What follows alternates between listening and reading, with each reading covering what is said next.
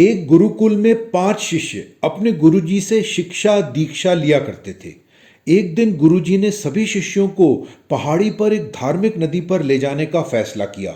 यह सुनकर सभी शिष्य बहुत उत्साहित और खुश नजर आ रहे थे।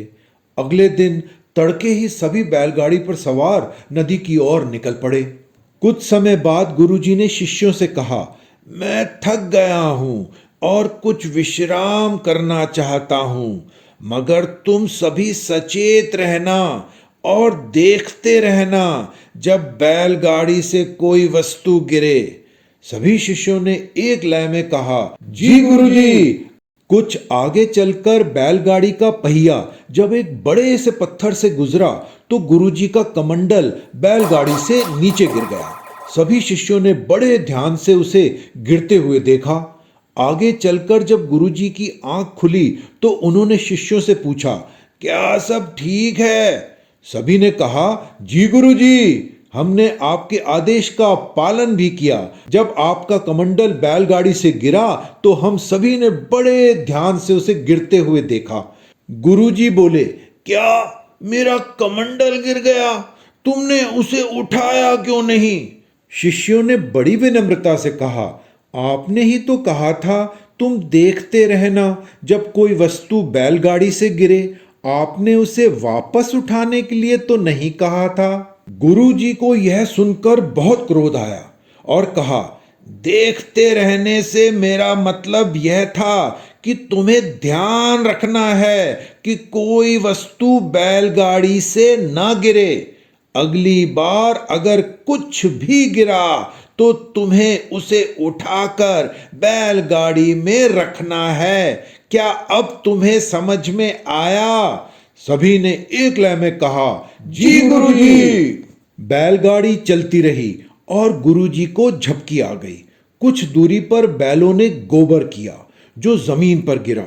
सभी शिष्यों को गुरुजी की डांट याद आ गई कि कोई भी चीज बैलगाड़ी से गिरे तो उसे उठाकर बैलगाड़ी में डालना है। फिर क्या था, सभी शिष्य बैलगाड़ी से कूदे और उस गोबर को वापस बैलगाड़ी में डालने लगे। जब कुछ गोबर गुरुजी की टांग पर गिरा तो वह चौंक कर उठे और कहा, यह सब तुम क्या कर रहे हो?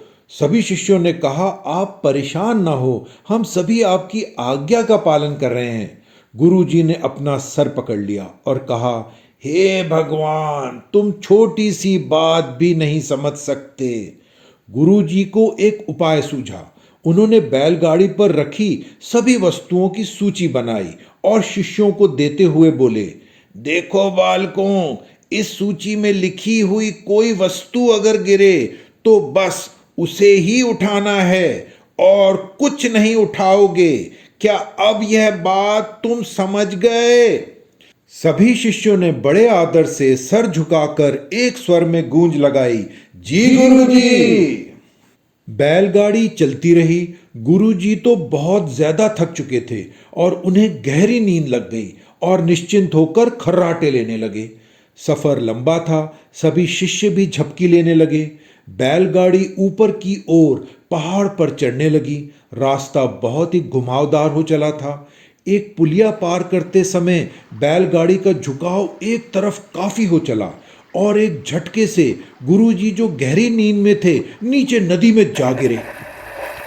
छपाक की आवाज सुन और गुरुजी को नदी में गिरा देख सभी शिष्य घबरा गए, मगर उन्हें याद आया गुरुजी की सूची के बारे में। वह सभी गुरुजी का नाम सूची में ढूंढने लगे, मगर नाम सूची में नहीं दिखा। एक शिष्य बोला, यह अनादर होगा हमारे गुरुजी की आज्ञा का, क्योंकि उनका नाम सूची में नहीं है। हमें उन्हें नहीं उठाना है, हमें आगे बढ़ जाना चाहिए। गुरुजी मदद के लिए पुकारने लगे, कहाँ जा रहे हो? रुको, मुझे यहाँ से निकालो। यह पुकार सुन शिष्यों ने गुरुजी को नदी से बाहर निकालने में मदद की और वापस बैलगाड़ी पर बैठाया। गुरुजी ने पूछा, तुम मेरी मदद के लिए क्यों नहीं आ रहे थे? शिष्यों ने कहा, हम तो आपकी ही आज्ञा का पालन कर रहे थे। हमने आपका नाम सूची में बहुत ढूंढा, मगर वह नहीं मिला। गुरुजी मायूस होकर बोले, क्या तुमने मेरी आज्ञा मानी? असल में तुमने मेरी बात को समझने की कोशिश ही नहीं की। तुम बिना अपना दिमाग लगाए बस मेरे शब्दों का ही पालन करते रहे, बिना विचारे, बिना तर्क, जो मूर्खता की श्रेणी में आता है।